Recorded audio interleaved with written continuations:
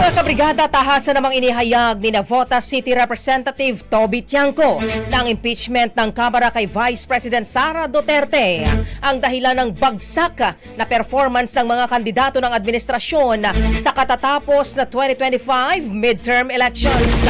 Ayon kay Tiangco na siyang tumayong campaign manager ng Alyansa para sa Bagong Pilipinas, nakaapekto ang hindi pagboto ng mga taga Mindanao sa administration slate dulot ng pag-impeach kay VP Sara. Nobyembre o Disyembre pa lamang anya ay nagpapasurvey na sila at nang maihain ang impeachment complaint sa Kamara ay bigla na lamang nagbago ang korsonada ng mga botante sa Mindanao.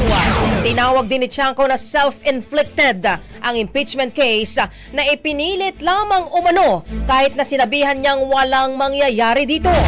Sa katunayan, ibinunyag ni Tiangco na napilitan lang umano na pumirma sa impeachment ang ilang mga kongresista at wala namang panawagan noong Pebrero na gawin ito. Dagdag pa ng mambabatas, alam na nilang may problema sa Mindanao kaya isang beses lang nagsagawa ng campaign rally ang Alyansa at pagkatapos nito ay nagkanya-kanya na ng pag-iikot ang admin bets. Muli namang iginit ni Tiangco na hindi siya kasama sa mga pumirma pabor sa impeachment dahil tinututulan niya ito at hindi dapat na itinuloy.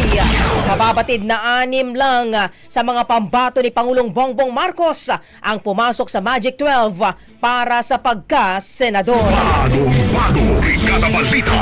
Ang bahaging ito ay hatid sa atin ng Standout ES4 Capsule. Simulang tuparin ang pangarap ng iyong anak. And stunting now,